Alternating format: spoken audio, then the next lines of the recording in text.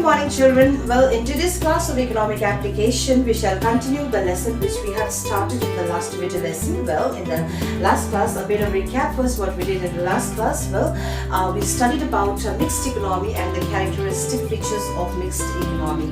Well, in today's class, we shall focus mainly on the merits and demerits of mixed economy. Okay, so let's get started. First, the merits of mixed economy. The first merit of mixed economy is proper allocation of resources. Okay, so what does this mean then? See, in mixed economy, with the help of planning body, planning body is also one of the very important features in mixed economy. First of all, let me tell you, just like in socialistic economy, planning authority is very important, isn't it? Right, like that in mixed economy also, what happens with the help of planning body or a planning authority, resources are utilized in the best possible way. Okay, so in mixed economy, resources are appropriately divided between the public sector and the private sector for its effective use. Okay, so they make sure, the planning body makes sure that the resources doesn't get wasted. So as much as possible, the planning body or a planning authority tries to divide the available resources appropriately between the public sector and the private sector. That's the first merit. Now the next one is a possibility of avoiding business cycle. Okay, well, see, in mixed economy, the problem of business cycle is much less. Business cycle here we refer to say fluctuation in say price system or inflation or deflation. All this comes under business cycles. Okay, so in mixed economy, the problem of business cycle is much less. Okay, how? Because the government through economic planning takes various kinds of measures to control economic fluctuations like inflation, deflation, etc. Okay, so therefore possibility there is in mixed economy, the problems of business cycle is very or rather much less. Okay, so the next advantage or a merit of mixed economy is suitable for less developed country. Okay, so see, mixed economy, if we can say that a mixed economy is a right choice for underdeveloped country or a developing country. Okay, especially a country like India. India is a developing country, isn't it? So in a country like India, of course, India is a very good example of mixed economy. So in a country like India, mixed economy is very say suitable. Okay, see what happens in mixed mixed economy is what way it is suitable for a less developed or underdeveloped or a developing country. See, under this system, see, both the sectors, both the private sector as well as the public sector, they join their hands together for the development of what? For the development of socio-economic infrastructure, like say transport and communication facility, generation of electricity. So these are some of the very important infrastructure which is required for the development of any economy, especially developing countries or underdeveloped country. Infrastructure has to be very strong. Right. When I say infrastructure, what are the important infrastructures?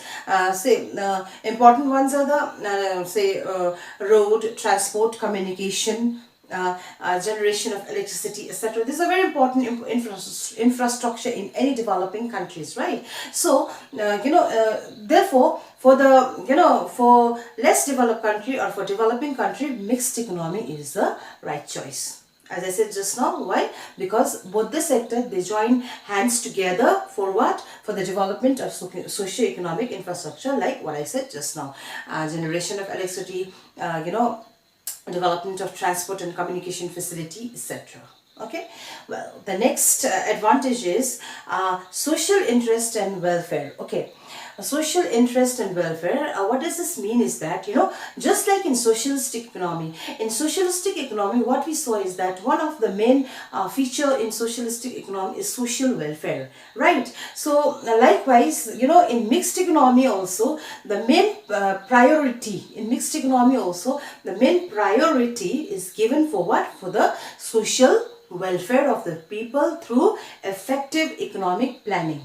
Okay, like for example, production and price policies of the private sector, production of goods and fixation of prices of commodities, etc.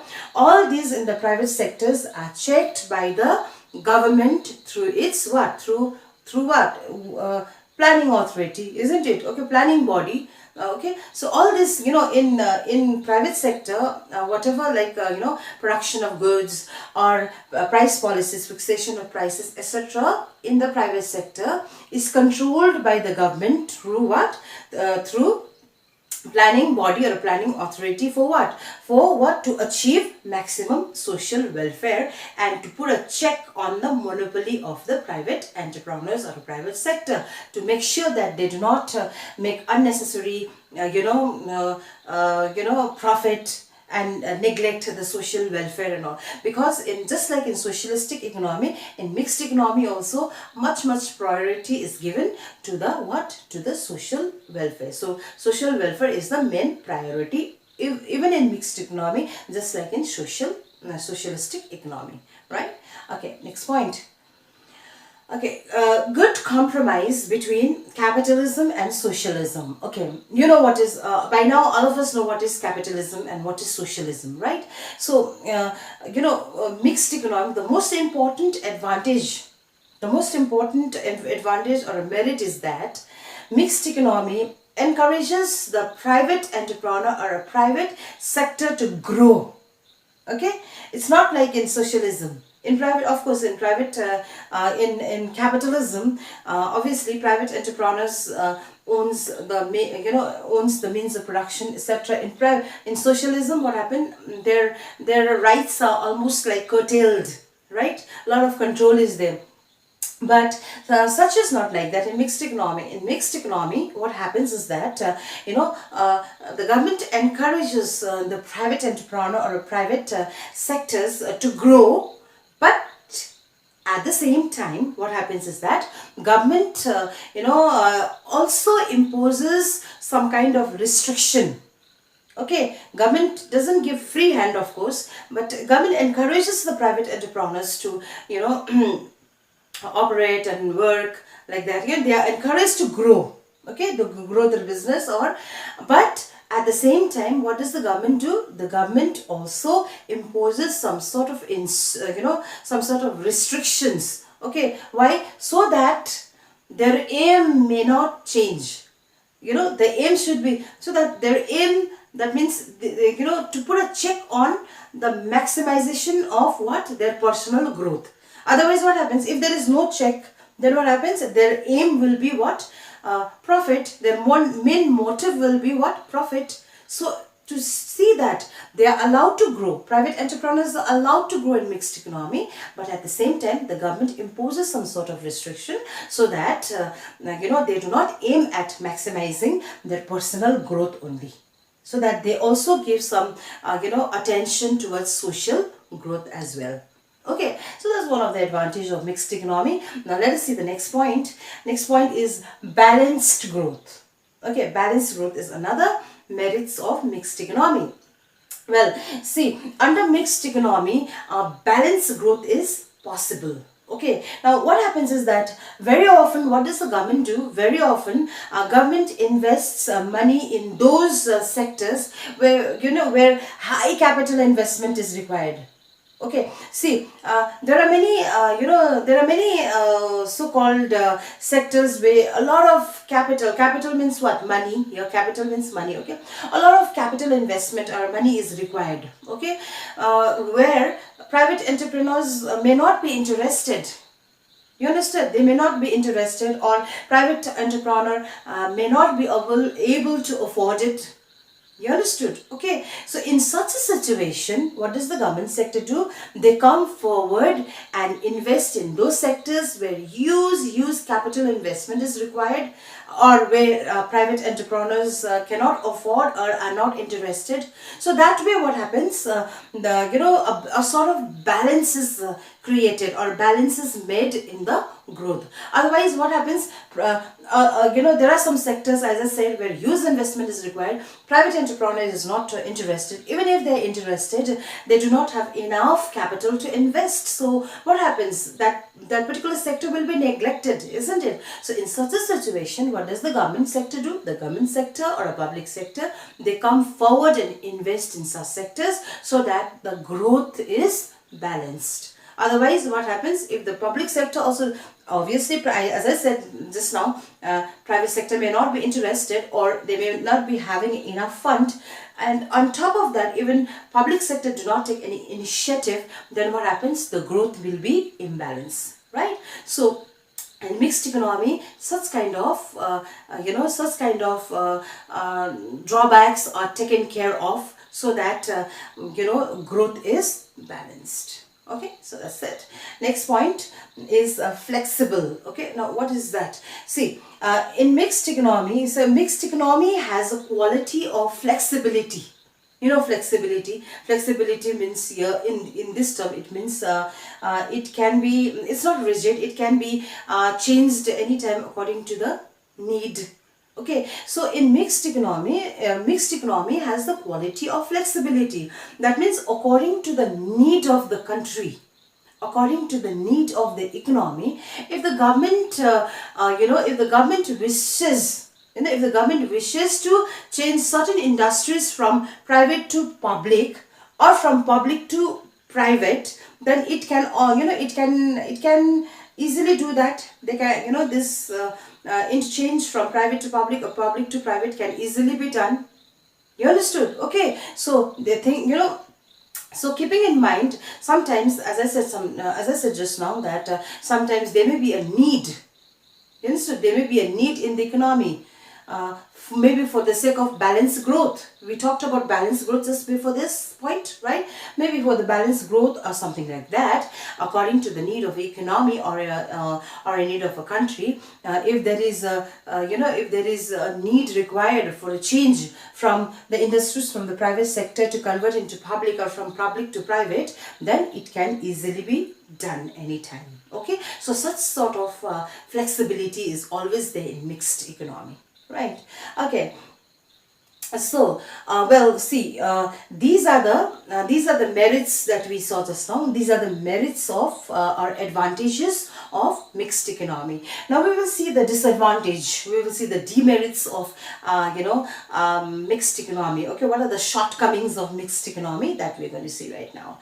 Okay, in this, the demerits. The first point is instability. Now, what does this mean, instability? Well, see, some economists, they claim that mixed economy is highly unstable. You understood? They claim that mixed economy is highly unstable in nature. Why? Because there are always the possibility of private sector, refusing to cooperate with the public sector. That sort of possibility is always there. Private sector may not be willing, or they may not extend their cooperation to work with the public sector in hand. Okay, all right. Or some private sector, may be nationalized. Nationalized means, like I told you just in the merit also, that the government may take away the rights of the industries from the private to government. That is called nationalization of industries. So that sort of instability is always there. You understood? So as I said, the economists, that's why the economists say that mixed economy is highly unstable, because who knows that today some industries are running private, private industries in the private sectors are running smoothly, but tomorrow the same industries might get nationalized, and it may be converted into public sector. Or sometimes what happens, the private sectors may not come forward and cooperate with the public sector and work. So that kind of instability is always there. That's why economists also say that this economy, mixed economy, is very unstable. Understood? Alright, so the next point is uncoordinated system. Uncoordinated system. Now what does this mean? Well, see, in mixed economy there is a lack of coordination. Coordination means, there's a lack of coordination between the private and the public sector. Okay, see, in capitalistic economy, what do we see is that coordination is made by price mechanism. Likewise, in socialistic economy or in socialism, coordination is made, or coordination is maintained by planning body or a planning authority. You understood? So, but in mixed economy, there is no such coordination. There is a lack of, what happened? There is a lack of coordination in mixed economy. Understood? So that's it. Now let's see the next point. In next point is economic fluctuation. Okay, what does this mean then? Well, see, under mixed economy, okay, I'm talking about economic fluctuation. What does this mean? Well, see, under mixed economy, what happens is that private sector industries are allowed to operate freely. Okay, in mixed economy, the private sector industries, they are allowed to operate or function freely, and and are not controlled effectively. They are, they are not. They are just in socialistic economy. What happens is that some private entrepreneurs are there, but some sort of control is also imposed, right? But in mixed economy, what happens? These industries are allowed to operate freely, and are not. They are not controlled effectively. Okay, so even in the public sector, what happens? In public sector also, they do not, what kind of situation arises is that in public, even in the public sector, they do not operate according to the rules and regulations that has been laid down by the planning body. Understood? So finally, what happens is that this results in the fluctuation of prices. Okay, so price, like in socialistic economy, we don't see that. I'm just comparing it so that that you can relate to this point. In socialistic economy, what happens is that prices are controlled, isn't it? Controlled prices are there, and planning authority makes sure that the private entrepreneurs do not tag their goods according to their own wishes to maximize their profit, etc. So some sort of control is there. But in mixed economy, what happens is that they are allowed to operate freely. Okay, and there is and they're not controlled. They're not controlled effectively, just like in socialistic economy. They're not controlled effectively. And what about in but what about in public sector? In public sector also, they do not work according to the rules, regulations laid down by the planning authority. So everything is just like that. So what happens is that ultimately this results in the fluctuation in the prices. Understood? So that's one of the drawback, one of the the real drawback of mixed economy. Okay, now let's see another point. Another point is uncertainty. What does uncertainty means here? Well, see, under mixed economy, there is always a constant fear of nationalization of private sector. Okay, there is the private sectors are always they always have a fear in their mind of what nationalization. Okay, therefore the private entrepreneur or a private sector do not use their resources for the social benefit. You understood? That is, why? Because even if they, they try to, they do not want to invest their resources in the public so-called benefit or social benefit. Why? Because who knows that tomorrow,